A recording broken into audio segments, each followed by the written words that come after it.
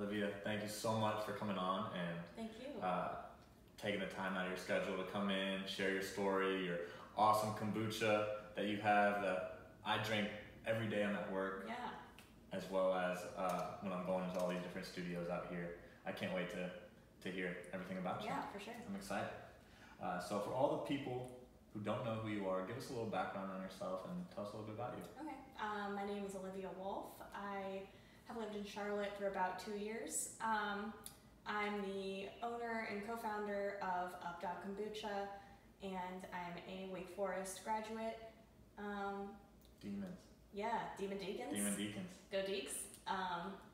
Yeah, that's kind of like my immediate background. I'm from New Jersey, from Burnsville, New Jersey. I actually went to the same high school as my business partner.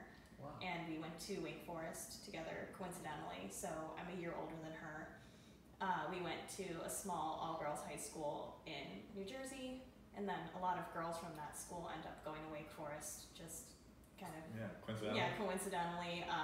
So we kind of reconnected at Wake, and here we are today. Yeah. Were you guys friends in high school, or was Not it just... really. It's funny you say that, because a lot of the time when we have like articles or any kind of PR media about us, they talk about like best friends from high school, like inseparable since high school, and we're like, we weren't really friends. We knew each other, we were friendly enough, but not actively friends. You weren't IMing each other no. back then because of IM. Well, definitely had IM, but we weren't like we did swim team together. You know, we were friendly, but didn't really hang out. Okay, Yeah. and so you grew up in Jersey. Yep. What made you choose North Carolina and Wake Forest, essentially?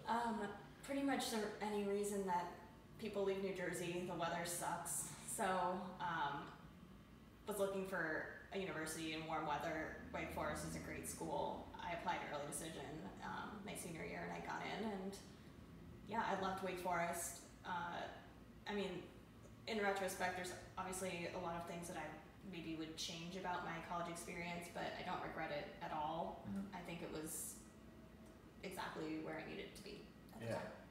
And so when did you guys meet back up, and you and your partner in college, and then when did this whole like project start? Yeah, so developing?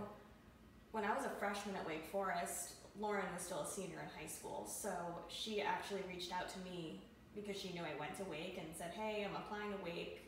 I'm looking to do like an overnight after my tour. Could I stay with you? Mm-hmm. So she did. Took her out to some cool parties. Yeah. And then the next year, she got accepted. So we would see each other around campus from time to time. Fast forward a few years, it's my senior year now. I was making kombucha as a home brewer in my dorm kitchen. And I wrote an article for a publication called Spoon University, which is like a online food publication that they have like a chapter at every university. Mm-hmm. So I was writing for Spoon U, Wake Forest, and it was an article about how to make your own kombucha. I was spending so much money on kombucha at the store. I was like, I'm pretty crafty, like I can figure this out, how to make it myself. Yeah. So I wrote an article, how to make it in your dorm room. And Lauren had been wanting to make her own kombucha, so she read my article and then reached out to me and said, hey, I read your article, I've been wanting to make it. I figured, like, if you can do it, I can do it too. And I, encouraged her to do it. And we were chatting about our home brews and our flavors and what we were doing. And then we just decided to come up with a brand during the winter break of my senior year and her junior year. Okay, so towards the end of college is when you guys started doing that. Yeah. Okay, and so before we even get into like the business side and everything like that, tell us what kombucha is. Yes. And then like the process of how you make it, things like that. Yeah, so kombucha is fermented tea. It's basically sweet tea that you ferment with bacteria and yeast culture. So similar to how a sour beer is made, it's an open fermentation. So if you see someone making kombucha in their house, you might be like, oh my God, what is that floating thing on their countertop? The bacteria and yeast culture is called a SCOBY. It's an acronym for symbiotic culture of bacteria and yeast. So they work in tandem to convert sugar into carbon dioxide and alcohol, as well as like digestive enzymes like pre and probiotics. So as the yeast consumes the sugar, basically what happens is that it goes from sweet tea to a very probiotic, rich, tangy, tart, fizzy beverage. That's really good for you and good for your body. Love that. Yeah. I never really knew the science behind it or Yeah, what it really was. I've had friends that have brewed it and make their own, but I never knew the process from getting from. Yeah, it's quite the process, and now that we're making it on a large scale, obviously we have to kind of make sure our quality control is up to standard. So we have to test our pH all the time, we test our alcohol content all the time, because it has to remain below the legal alcohol limit, which is kind of a point of contention within the kombucha brewers industry.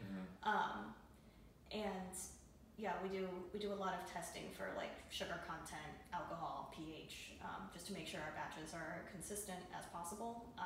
It's also a raw and unpasteurized drink, so it's not like an iced tea where it's shelf stable. Like this has to be refrigerated, and if it's not, then it will continue to ferment and then actually create its own SCOBY within the bottle. Oh wow. So if you like left this kombucha bottle on the table out for like a week or so, you could potentially start a new batch of kombucha with it. Wow. And start your own. Yeah, so it would essentially change itself into a different. Yeah, you would see like a little, almost like slimy, like jellyfish looking substance, and that's the SCOBY or the mother, and then you can create a batch from that. Wow. Yeah. That's very interesting. I may have to. Yeah. You might. I actually would recommend doing it with a plain flavor instead of with the flavor I gave you. Oh really? Yeah, because sometimes the flavor can make the SCOBY like contaminated in a sense. Oh. Yeah. Okay. I'm learning all the things from kombucha now. Yeah. Start a homebrew. Yeah. How were your first home brews in the dorm room and everything? They were actually pretty good. The first flavor I ever made was raspberry lemon ginger. Ooh. And it tasted good, but I was just doing things that were available to me as a student, like pre-minced ginger, which I would never use now. You know, one from like the squeeze tube, like lemon juice in a little bottle. In a little lemon. Yeah, in a little lemon bottle thing. Spartans. Yeah. The raspberries I got fresh, but here's something fun about kombucha too. So kombucha's acidic, and when you put a fruit, like a whole fruit, for like a raspberry or a strawberry in there, even a blueberry, the acid in the kombucha will draw the color out from the fruit, and it will color the liquid, and then you're left with the fruit, which is now void of color. So it's like a totally white raspberry, but the actual kombucha is the color of the raspberry. So it just pulls extracts all that color out. Yeah. So it's really weird to see like a colorless raspberry. It kind of looks like alien-esque. Yeah. Is it like, and so is the kombucha just what color is kombucha without the? It's like yellowish. Yeah. Yeah, I would say, well, this flavor is ginger turmeric right here. The ginger and the turmeric obviously add kind of an orange hue, but it's not too far off. It's not too far off from that. We do use a black and green tea base, so imagine just kind of like a light brew of a black and green tea. So kind of like the color of your tea. Yeah. Yeah, not too far off. Yeah. Very interesting. And so how long were you creating this homebrew before you started like partnering up and kind of seeing like there's a natural business that could be? Yeah, so I was making it, I wrote that article in October. Lauren and I launched the business in January. We launched it and basically said, I wonder if anybody at school will catch on. Like, we'll just see if anybody's interested. And was this January of? January of 2016. 16, okay. Yeah, January 2016. Nice. So people obviously caught on.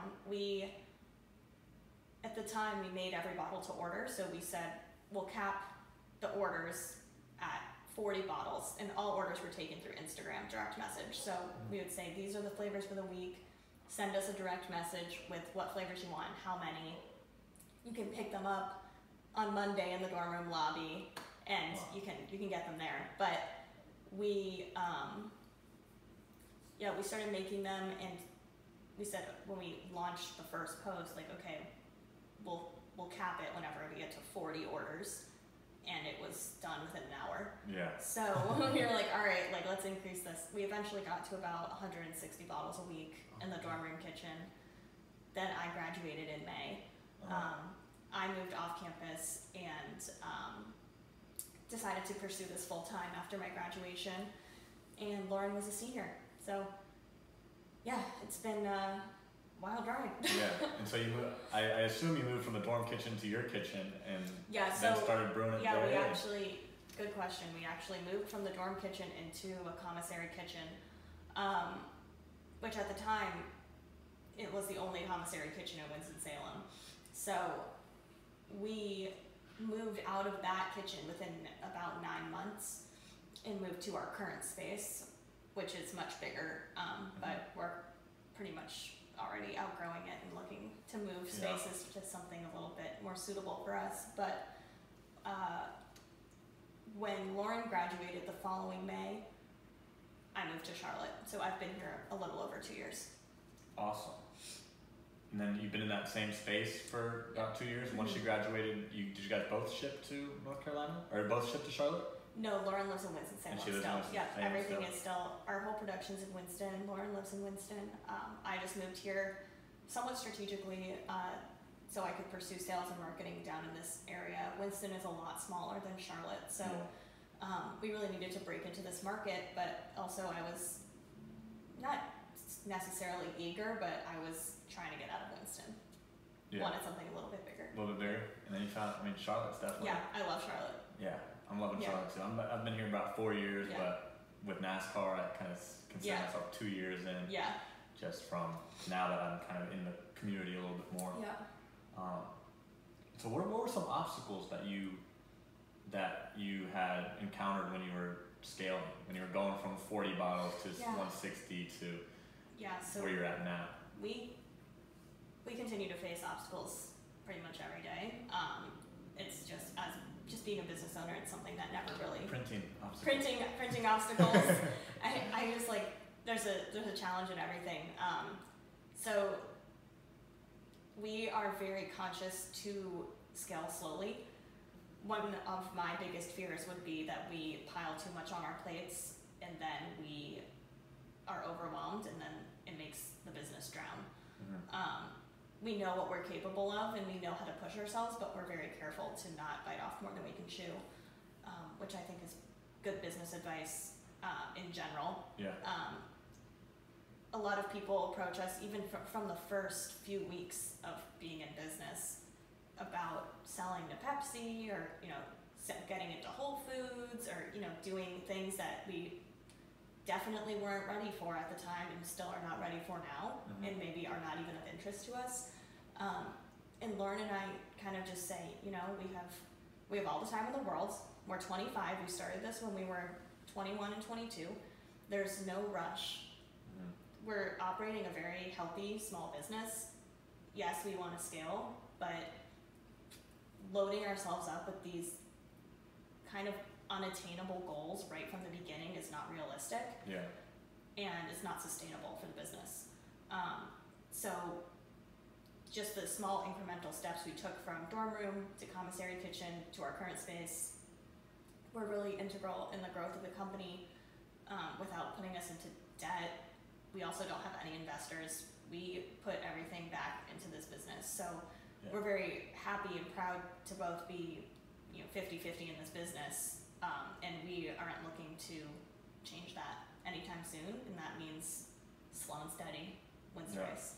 That's good too. Because I've seen you guys in a bunch of places. You guys have a good reputation, good product, and it's like you don't want to take that big step to kind of that might put that in jeopardy by any means by picking up an order that's too big. Exactly, and it's not to say we shouldn't have big goals, but the big goal isn't necessarily get into this giant grocery store. It's maybe purchase this really nice piece of equipment that will make a lot of efficiencies and better systems for us as a company. So Yeah.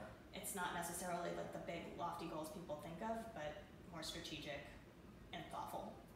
I like that. Yeah, it's like it sounds like you're way more into the process than you are into the end goal of getting into the store. It's like, let's get this machinery first, or let's get this kitchen, this everything like that, so that we can process more efficiently and almost make our lives not easier, but well, definitely make our lives easier, but also increase our efficiencies, which then means we can pay our employees more and pay ourselves eventually more, and make things the way that we want them to be without scrambling behind the scenes.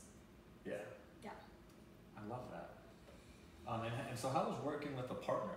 I had one group of entrepreneurs on that had a partner too, and they loved the idea of a partner. So how's the partnership kind of helped you guys grow, bounce ideas off each other and everything like that? How is that? I think that having a partner in the business is absolutely necessary. I can't imagine having more than one partner. Lauren and I really complement each other very well, and definitely have different roles within the company. When it started out, our roles were very overlapping. We were both doing everything all at once, and it could get messy because we were working on the same thing at the same time. Once I moved to Charlotte, it was much easier to delegate tasks because naturally, because Lauren lives in Winston, it's natural for her to oversee operations. Because I moved to Charlotte, it was much more natural for me to take on a sales and marketing role. And Lauren is better at managing operations, and I'm better at sales in general. So it made sense in that way. But we talk on the phone probably 30 times a day. You should see my call log, it's like ridiculous. But we see each other a decent amount, we FaceTime a lot, we talk on the phone constantly. We're very into communicating and just always communicating, because in our minds, not communicating what you're thinking is just the downfall of a relationship. Yeah. So we might even be over communicators, but I think that's better than under communicating. The lack of communication, especially in the business kind of world. Being on the same page. Same chapter, everything like that will definitely get you further than not expressing your thoughts. Very cool. And how have you kind of grown as friends and as business partners? Because it's like, do you guys have friend time when it's like you're just gonna be friends, or? How's the relationship? The relationship is kind of funny because Lauren and I talked about this a few weeks ago. Someone referred to us as best friends or something, and we were both like, what? We're not really best friends, but Lauren is basically my wife. We're in a relationship that is almost more committed than a marriage. We talk constantly. We have money tied up in this business together. We are a 50-50 equity share of this business, and that's just how our relationship is. And obviously, yes, we have fun. We talk about silly things, and we do things that are typical of a friendship, but we are very much business partners. But we always say my wife, my work wife, because we're totally in sync. Yeah, all the time. You guys have a little kombucha baby. This is our baby. Yeah. So we have a very, very healthy and functional work relationship, and because work and our lives are so interconnected, at this point, my life and UpDog are interchangeable. And that's why it's hard when I hear someone like criticize the business or criticize even just a flavor.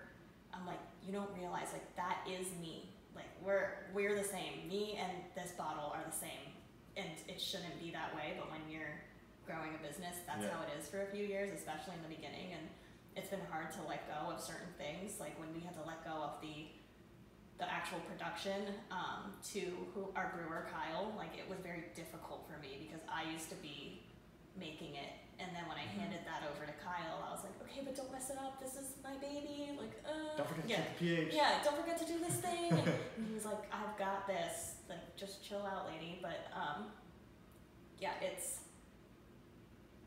Lauren and I work very well together, and I think it's probably one of the better work partnerships that I've seen, because we have a lot of entrepreneur friends as well. So I mean, it's almost like sending your kid off to school. It's like, did you pack your lunch? You gotta make sure everybody's taken care of. And every time one of us leaves town or goes on vacation, we are the same way. We're like, did you pack your lunch? Like, you just make sure you call home every once in a while. So Oh man, it's like, and I kind of feel it.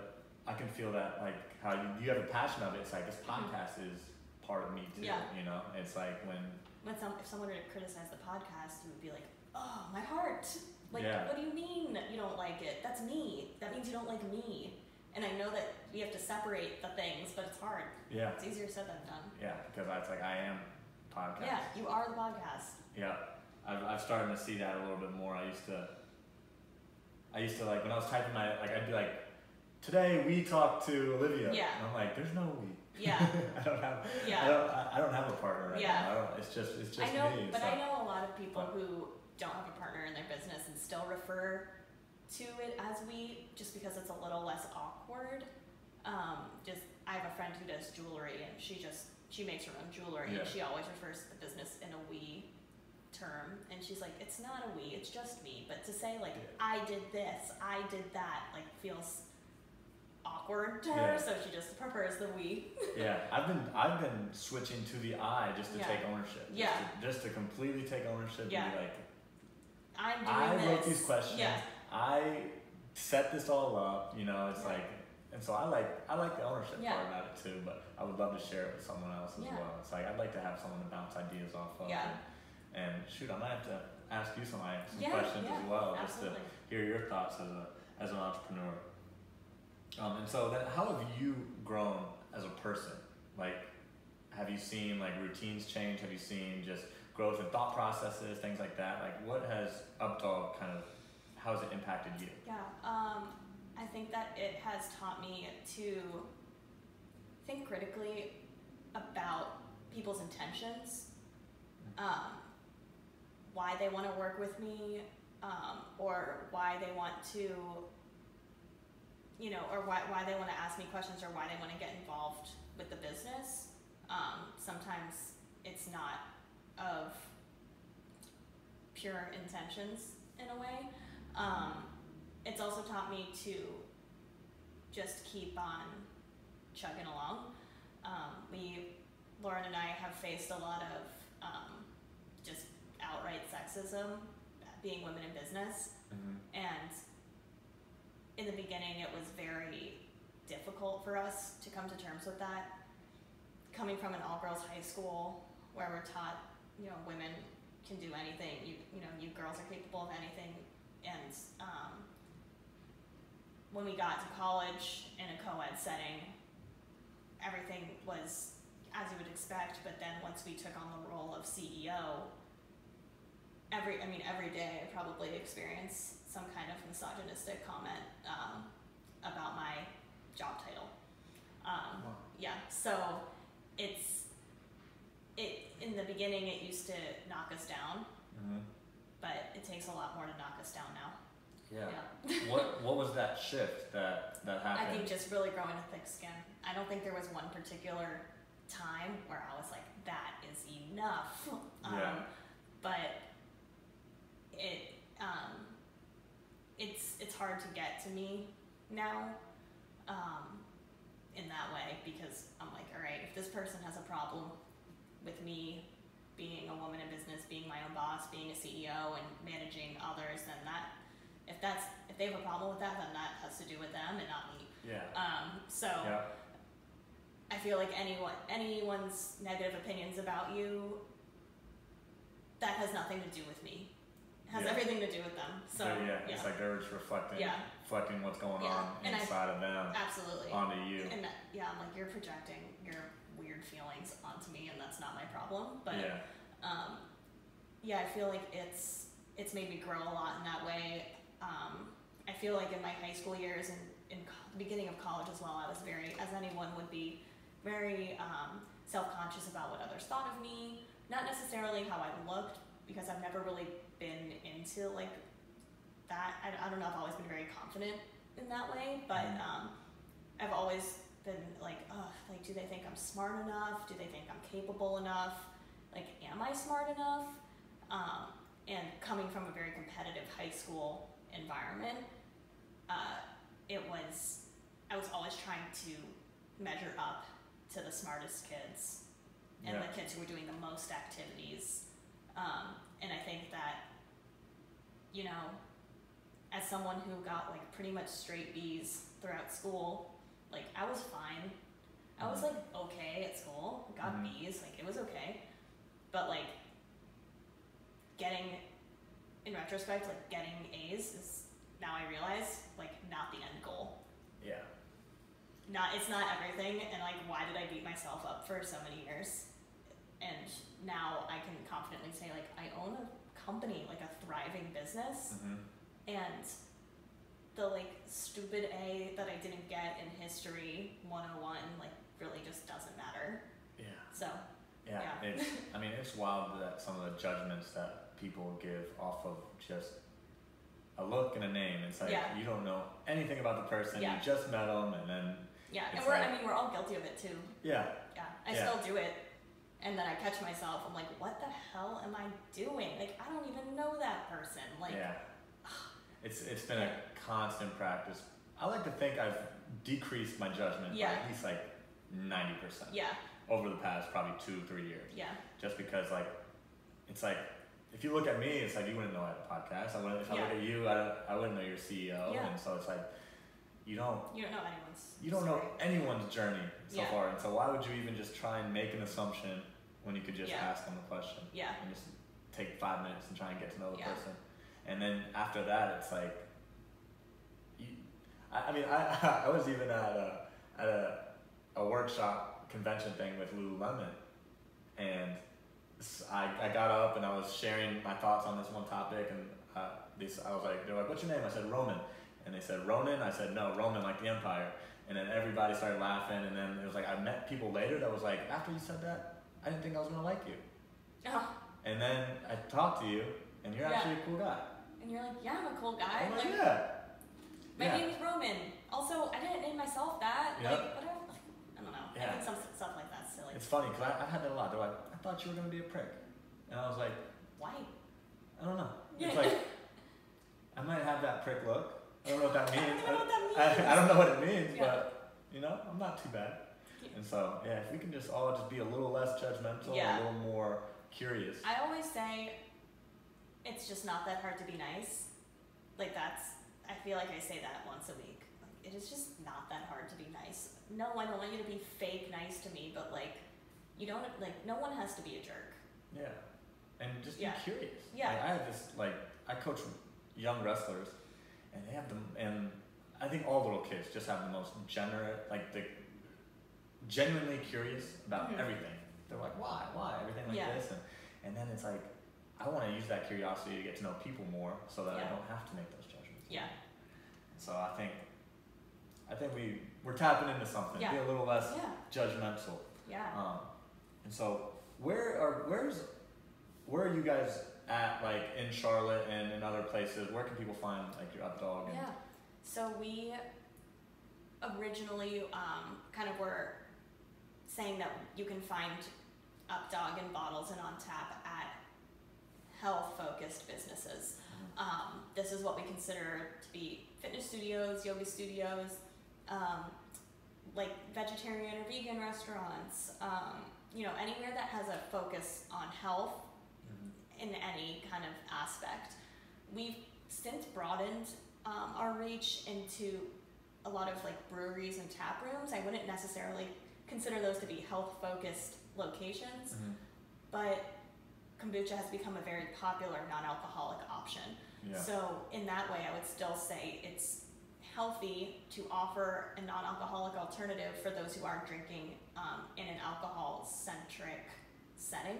Mm-hmm. So we're at like mostly those health-focused businesses plus breweries, tap rooms, bars, as kind of an alternative to alcohol or soda. Yeah. So right now we are in about 150 small businesses. Love that. Yeah, in North and South Carolina. And we recently got into about 11 Food Lion stores in the Asheville and Greenville region. Oh wow. And that is through we kind of partnered with a small produce distributor out of Greenville, and that's our first kind of foray into distribution via a third party. Because right now we totally self-distribute, so anywhere that you see that has UpDog, it's us making those deliveries. Yeah, you guys drop. Yeah, it's not, it's not a truck, like random, like health foods truck that buys our stuff and drops it off, and then our product is totally faceless and nameless. Mm-hmm. We intentionally are self-distributing, so when I come into Lululemon, like, and I drop off kombucha, like, I see you guys and I interact with you guys and form a relationship that way. So we pride ourselves in having very close relationships to our customers, because, I go in and hang out there. Mm-hmm. Like, I go deliver to Sycamore Brewing, and then I go hang out and have a beer and talk to the bartenders, or I go to Poston Provisions and I go and have lunch over there. Yeah. So when we first started getting involved with this distributor for the Food Lion stores, it was with the intention that these Food Lion stores are promoting like a local goods initiative. So they are bringing in more local products from North and South Carolina and kind of displaying those as, either locally grown or locally made items. And I think a lot of people have said to us, like, Food Lion, that's not really on brand for you guys. Like, wouldn't you much rather be in a Whole Foods or a Publix? And I say, well, yes, those are technically like on brand, but I don't want my product to just be available to the people who shop at those locations. Like, they have a lot of options at those locations. It's not that I don't want to be in there eventually, but I want to be made available to maybe a more marginalized group, or maybe a cohort that necessarily wouldn't go for kombucha, or doesn't have the accessibility to our product normally. So by getting into these stores, we can just make it a little bit more accessible to all kinds of people, rather than the people than just the Whole Foods shopper. Yeah, and that's awesome that they have that kind of initiative where they're like, well, through product placement or whatever they're doing, that they're displaying other brands, other companies that are giving that home kind of grown food, drink, whatever it may be. Yeah, absolutely. I think it's important for us to make our product, which is traditionally thought of as kind of a luxury item, which it is, just more accessible to a wider audience. And that's how we, that's how we want to be known, as not just for a specific crowd or for a specific audience. Yeah, and that's awesome that you guys are also in all these health places. You said 100 and... About 150. 150. Yeah.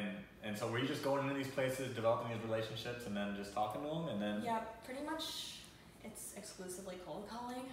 So I've been down in a few different towns in South Carolina recently, trying to make sales there, and I don't know anybody in those cities, so I just walk in with samples and hope they like me and hope they like my product, and try and get them to at least accept a free case and see how their customers like it. That's awesome. Yeah. Yeah, I just saw that. I saw a post that Sweat Method had the nice lineup in there. I love having it in Lulu. I mean, even people will see the kombucha and then walk into Lululemon just to get a drink and then walk back out. Yeah. But then you got someone in the door, and they'll, maybe next time they come in, they're gonna buy something. So. Yeah, and most of the time, next time they walk in, it's like, oh, kombucha's gone, but now we got this. Yeah, because it's like that kombucha I know, it goes so fast. It'll go quick, and those people. Or maybe next time they're bringing their friends, and that's how it works. Yeah, that's awesome. Word of mouth. And was that your intention behind, was it like when you guys first started creating more batches, were you like, let's get in the health and fitness kind of industry, or did it just not necessarily? It just online? Yeah, it just really fit well. Our kombucha is heavily marketed to yoga studios. All of our flavor names are yoga poses. So we originally, even our logo name is a yoga pose, UpDog. So we were heavily marketing to yoga studios, and then realized, there's a lot more opportunity outside of the yoga sphere for our product. Were you guys into yoga before, or how did UpDog kind of come about? Lauren and I were both practicing yoga quite a lot.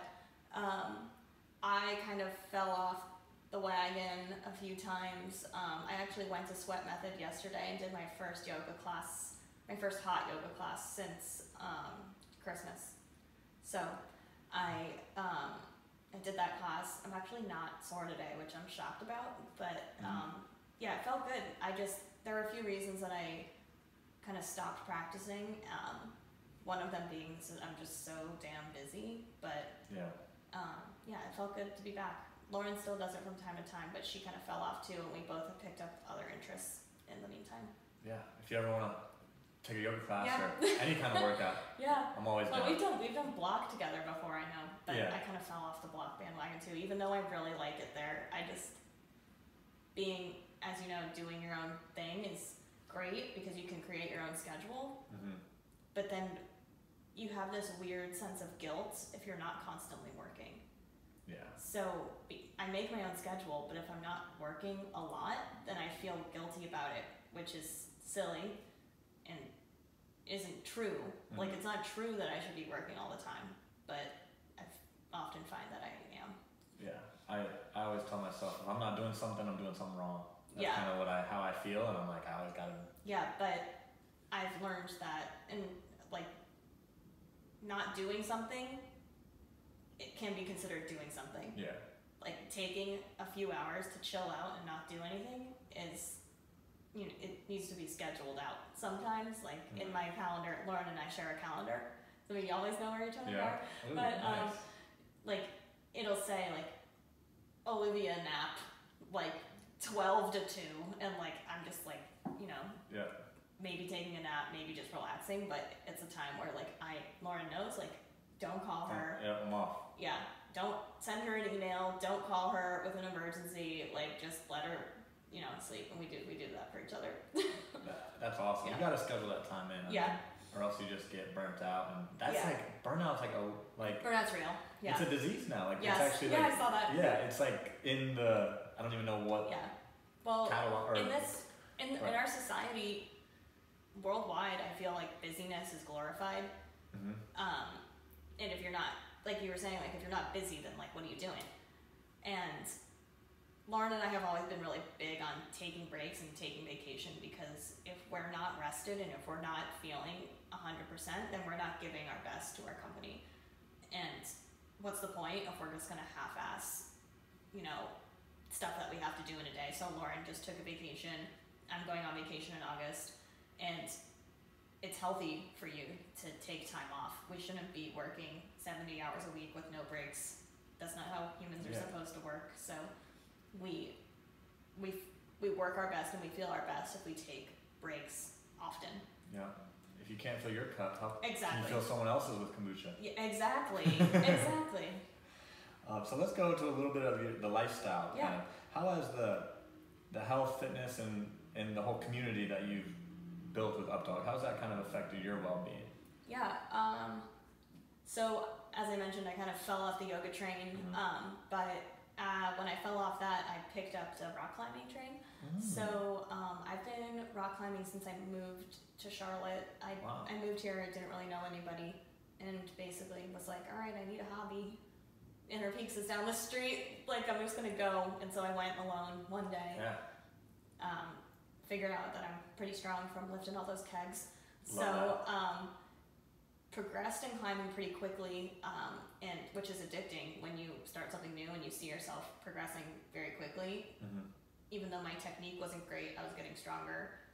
And I was like, okay, well, now that I know I'm strong, I can work on my technique a lot and kind of figure this out. And through climbing, I've met a lot of people and made a lot of friends that way. And that community is really super welcoming, because it's a very individual sport, but you can have a whole room of people cheering for you and helping you out.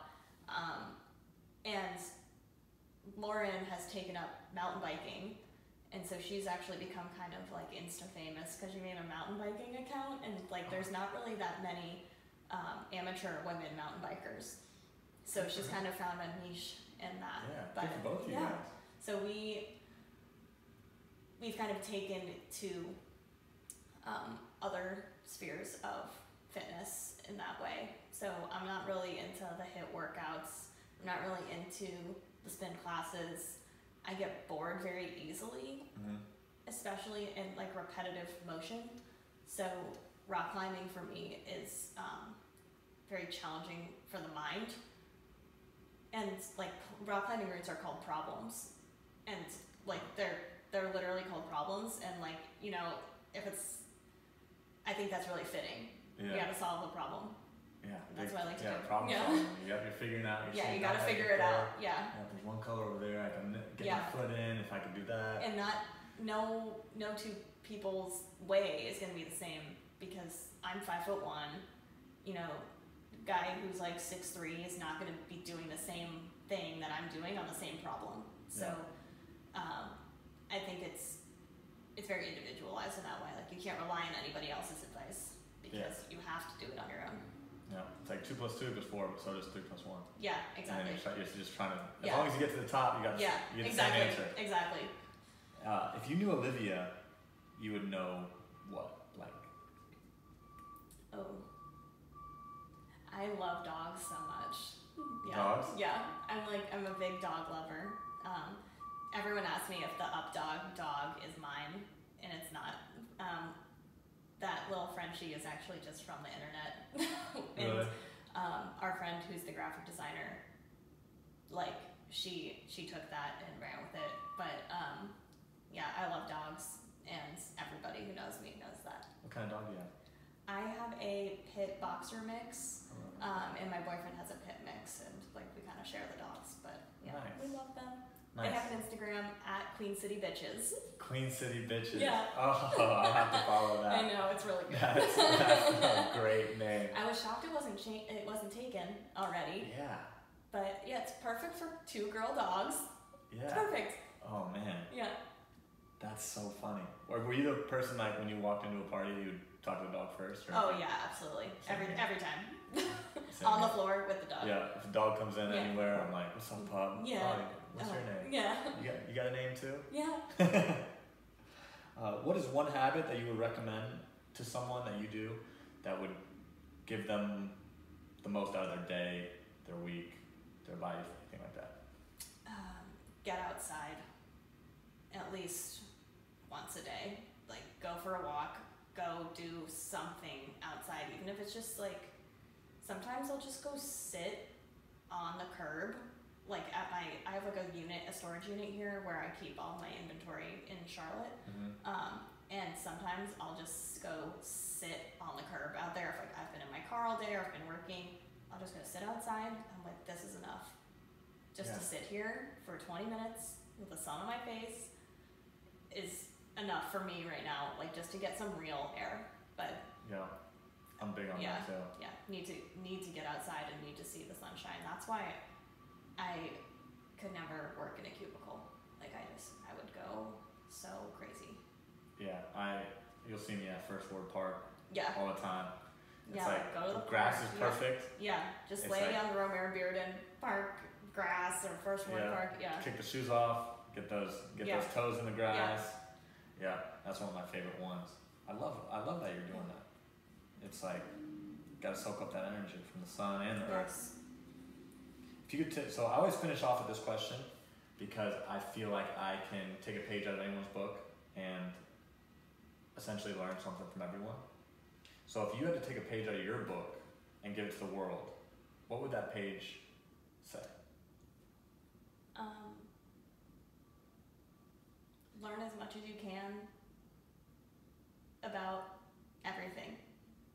Be curious about everything, and it doesn't cost anything to be nice to people. But don't take shit from anyone. And that is a quote from my dad that he told me since kindergarten.